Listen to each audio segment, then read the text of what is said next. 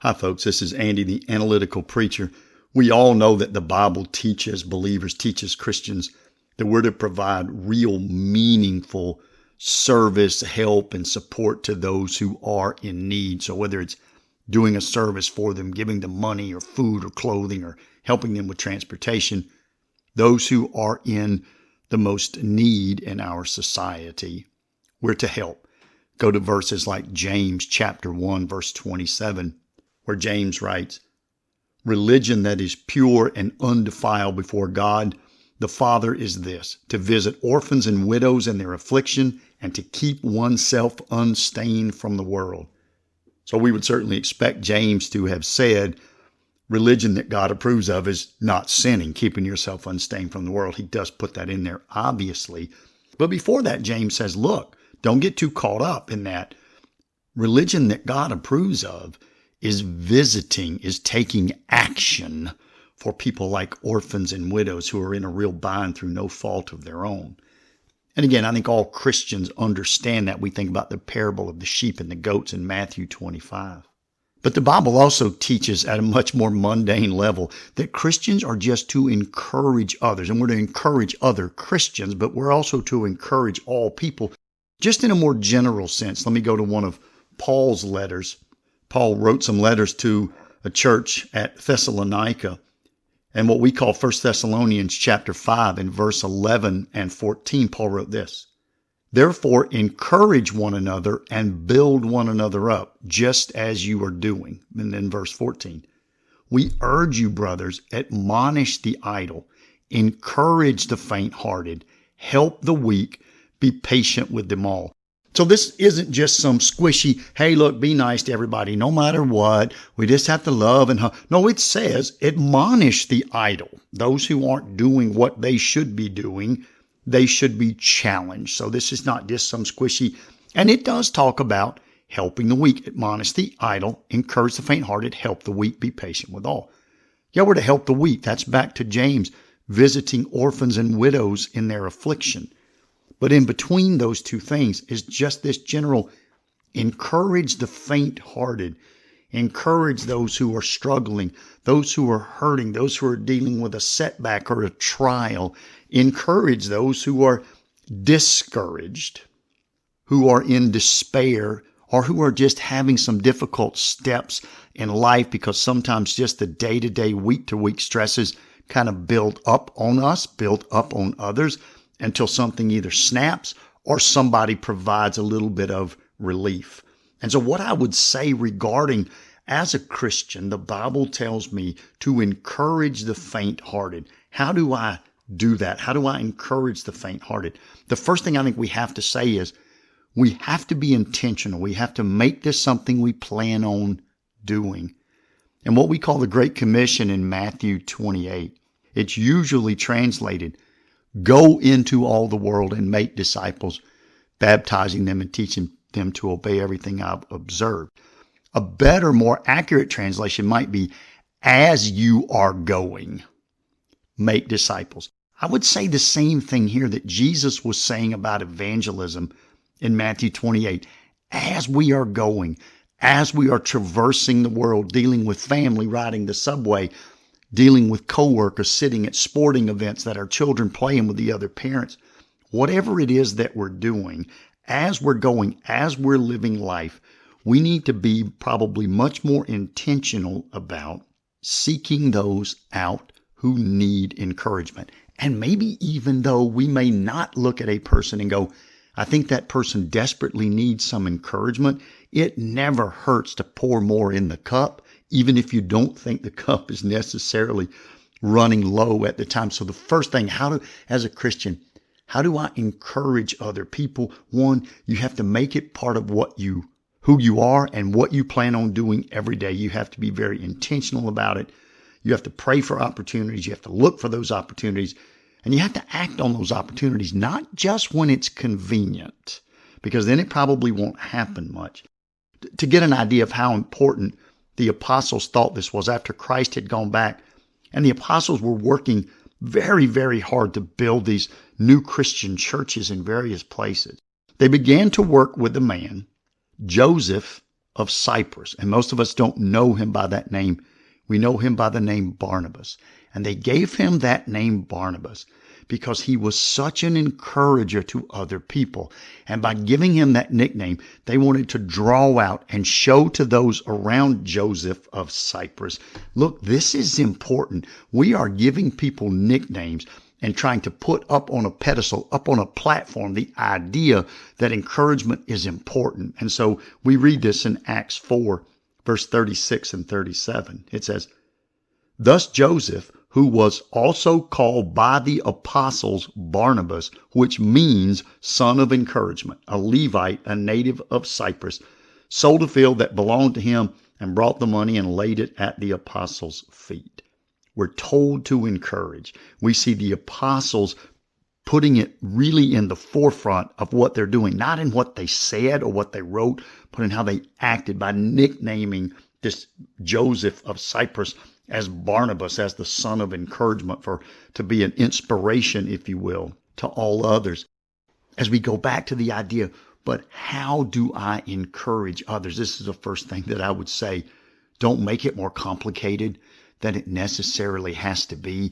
If you say, today, tomorrow, the next day, I'm going to intentionally look to encourage people. And if I see someone who's discouraged, I'm going to definitely do it. But even throughout my day, whether I think I have the time to do it or not, whether I think I'm the best person to do it or not, I'm going to actively look to encourage people. And just you showing that you're willing to put forth a little effort, you're willing to sacrifice a little time, maybe even at some point a little money for their benefit on behalf of someone else, those efforts are always effective. Those initiatives are always appreciated no matter what, even if it's the simplest thing. And even honestly, if it misses the mark a little bit with the person, they'll see that at least you're trying, at least your intention was to be kind to them, to lift their spirits, to encourage them in that moment. And even a really awkward failed attempt can still be really, really encouraging. And I would say this especially if it's people that you know, people that you're around. Here's the truth. We tend to live in a very isolated world, a very individualistic world here in America. Research seems to suggest that it's getting worse and that COVID made what was getting worse get even worse still. But we need the interaction of other people. We need the communication of other people. And frankly, we need the compliments. We need the pats on the back from other people. Those things are always effective. If God has placed somebody in your life, your neighborhood, your family, the office you work in, the school you attend, your church, wherever, look for those opportunities. When someone that we don't know, that we don't care about, or maybe we don't even like them, we don't respect them, when they really come at us and challenge us and ridicule us, for the most part, being ignored by people that we don't care about, even being explicitly challenged by people we don't really like to begin with, it doesn't mean that much to us. It doesn't bring us down. It doesn't hold us down for long. But when we're ignored, not outright criticized, but when we're just ignored by folks who we think are nice, by folks who we care about or we thought cared about us, it's absolutely one of the most difficult things in life that we have to process and to deal with. Preachers constantly are saying, when you think about love, biblical love, Christian love, don't think about the opposite of that being hate. The opposite of Christian love is me being so selfish that it comes across to others as I'm indifferent to them. So I don't have to tell someone who I really do like and care about, I don't have to tell them that I hate them. I just have to ignore them. I have to show indifference toward them because I'm too focused on myself in that moment. And they take that as this huge, massive weight. But if though I am busy in the moment, though they've never thrown a compliment to me or tried to encourage me, if I throw some resource at them, some time, some energy, and again, maybe some money, but probably not always, that can really encourage them. It's really a great way to share, uplift with them. Now, of course, on a more direct note, we are told that with fellow Christians, we are to encourage them with the fact that this home is not our final home, that Christ is coming back to get us, and ultimately we will be with him. And sometimes Christians need to hear that. Even Christians who have believed for decades longer than you may have believed, we still can go through things. Our faith can still be challenged by others. Let me read again from the Apostle Paul, his letter, 1 Thessalonians. I'm going to read chapter 4, verses 16, 17, and 18. Paul says, "For the Lord himself will descend from heaven with a cry of command, with the voice of an archangel, and with the sound of the trumpet of God. And the dead in Christ will rise first. Then we who are alive, who are left, will be caught up together with them in the clouds to meet the Lord in the air. And so we will always be with the Lord. Therefore," Paul says, "encourage one another with these words." We read these verses in 1 Thessalonians 4, 16 to 18. And we get caught up. Is this a rapture? Is this a rapture where Christians go up before non-Christians do before the world ends? Or is this not a rapture? We get so caught up in that we miss the point, which was this. Therefore, encourage one another with these words. Christians should be telling other Christians, we are going to be with the Lord forever. And we need to remind and encourage each other with that. But even for non-Christians who you can't encourage with that, you can certainly evangelize them and encourage them to give their life to Christ. But if they haven't, you can't necessarily encourage them that they'll be with God forever. And you may say, and that individual has problems that I don't understand. I don't have the words to solve. I don't have the money to pay every bill that's due for that person or to help overcome some of the problems he made on his own, some of the problems the husband or the wife left, and they're just in utter despair, but there's nothing I can do to reconcile that relationship. Again, don't overthink this. One of the best things that we can do, though you may not be able to solve a single problem that person has, is just listen to them. Listen to them without interjecting, without even trying to solve the problems. Ask them about the most mundane things in their life as just a way to engage them and show them that you care. Again, we'll go back to James. We started with James chapter 1. Another verse in James chapter 1, James says this, "Know this, my beloved brothers, let every person be quick to hear, slow to speak, and slow to anger. You should always be more willing to listen than you should be to speak." And when we listen to others, not something that Americans prove real good at. We like to hear ourselves talk. We like to put our opinion out there. We like to try and solve other people's problems for them, though we usually can't solve our own. Just listen to people. The other thing that you can do, which my experience says is incredibly powerful, is offer to pray for people. And don't just say, "Hey, I'll be praying for you." If at all possible, pray for them on the spot. And you may say, "Well, I don't know if that person's a Christian." I have seen non-Christians be more receptive to, more touched by, more encouraged with a prayer sometimes than Christians are. So I would encourage you, say to them, "I will pray for you." Say to them, "Can I pray for you right now?" If they absolutely refuse and say, "That's nonsense and I don't believe in that," that's fine. You move on. If possible, pray for them on the spot. And then if you tell them, "I'm going to pray for you," make sure you follow up when you do it. Send them a text message or write them a note. Put a sticky on their notebook or whatever that says, "I prayed for you today," or "I prayed for you just now."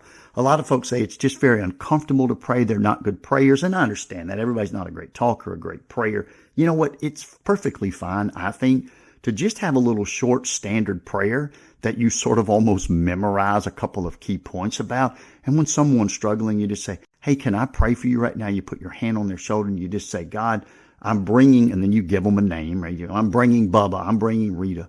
I'm bringing my friend to you in this moment. God, I want to ask that you help them. I want them to feel your comfort in their life. God, give them healing, allow them growth, allow them peace. I care enough to pray for them, but Jesus, you love them enough to create them and then to die to save them. So I'm very comfortable placing them in your hands. I do that now in your name, Jesus Christ. Amen." I mean, just something as simple and quick as that is just this hugely powerful thing. And so I would encourage us Listen to people. Be intentional about seeking those that might need encouragement, and then offer to pray for them, but always let them know that you have prayed for them.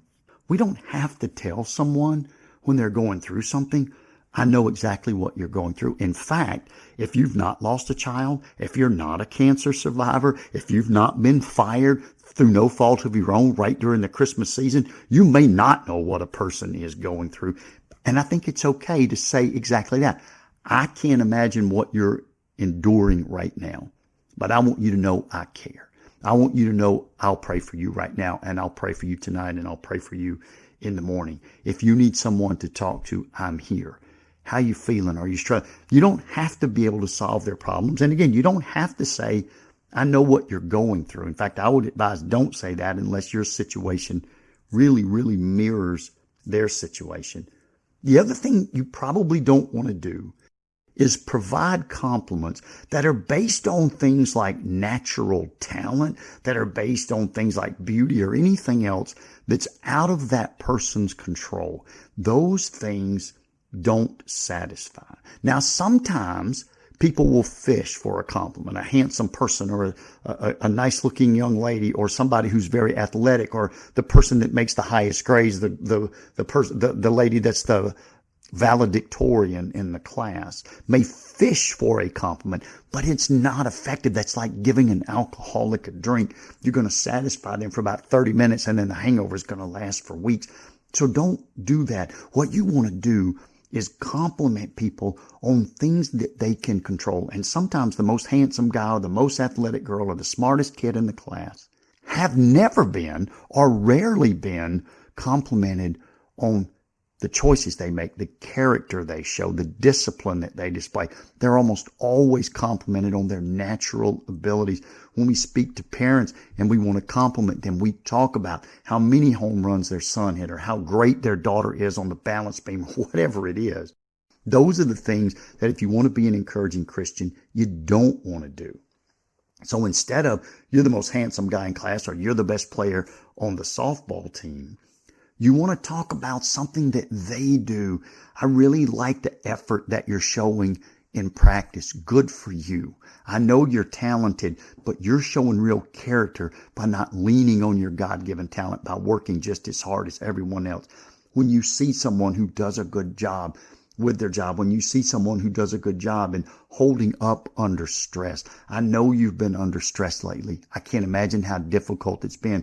I have to tell you, you're inspiring me because I see how strong you're being in this situation. I see how you're treating others fairly, even though I know your life is not in the best place right now. And those types of compliments where you say to someone, I see what you're doing, not what God gave you, not the singing voice, the beauty, the speed, the power that God gave you, but I see what you're doing as a person. Find those things and compliment them on those things. And those compliments last, and those compliments resonate, and those compliments encourage them that even though things are falling down around them, people still see the character in them. And that is hugely motivating for us as human beings. And finally, let me say, sometimes when people around us are just suffering really badly, they're not discouraged because they're whining or they're oversensitive. No, they're discouraged because they're really just getting kicked in the shin by life and getting kicked hard. I think one thing that you want to do as a Christian, we want to remind people that God told us we would have difficulty. The worst thing for a person who's suffering is for them to think that either God doesn't know this or God doesn't care. And we need to make sure we let them know neither's true. Nothing surprises God. And God told us that in order to get to the perfect world that's coming for reasons that are just impossible for our little finite brains to understand, we have to go through the difficulty now. But Jesus said, I know you will have difficulty. John 16, verse 33. I have said these things to you, Jesus says, that in me you may have peace. Oh, in the world, he says, you will have tribulation. But take heart, I have overcome the world. You will have difficulties in life. You will. You're in a physical body that's deteriorating. You're in relationships with other humans that are incredibly sinful, just as you yourself are.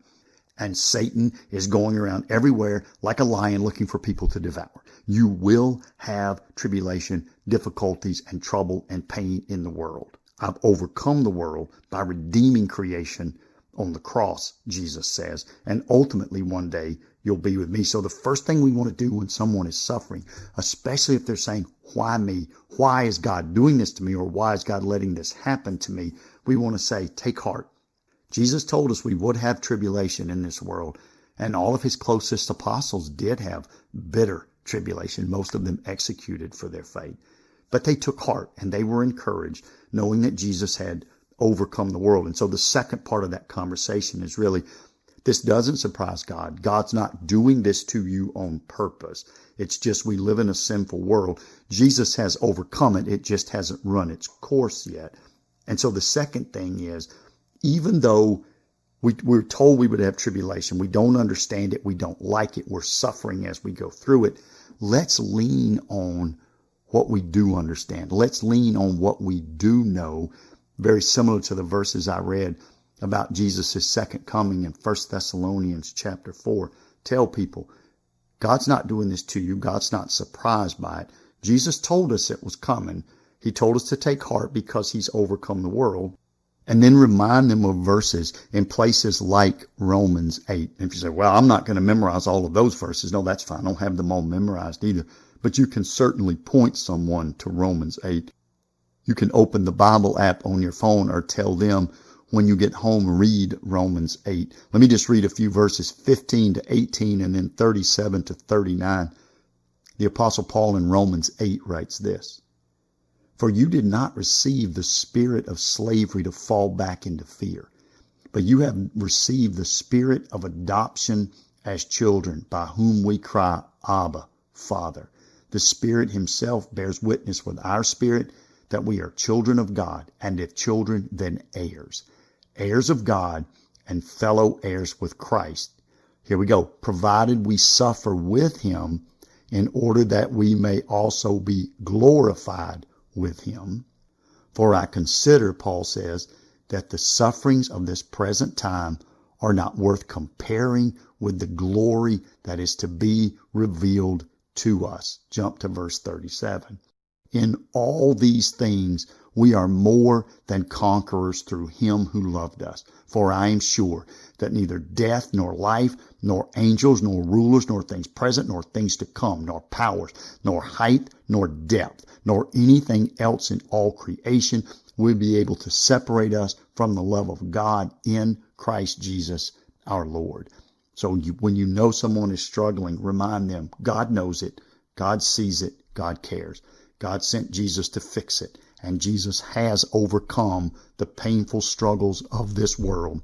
We've been adopted as children through Christ, and now we will conquer. In fact, we're more than just conquerors through Jesus Christ, and nothing imaginable can separate us from the love of God. That's definitely a way to encourage. So how do you encourage as a Christian? One, you have to look for opportunities, and you have to be very intentional about saying each and every day, I will encourage the people around me. And I think the easiest way to do it in our fast-paced, selfish, social media, screen-focused world, we just have to engage and interact with other humans. Give them a little time. Show them that you're willing to take a little effort. Listen to them. Ask them questions about themselves. Pray for them. Tell them you're praying for them. And remind them, if you're a Christian, Christ is coming to get us. And the difficulties you're going through are temporary. And the glory that we will receive because we suffer with Christ will be eternal and make us forget all of the tribulations of the world. We don't have to solve every problem in order to encourage people. For the most part, if we just tell people we care, listen to them, touch their shoulder, pray for them, we've done a great, great job of biblically encouraging those God puts in our path. Thanks for listening. Until next time, this is Andy.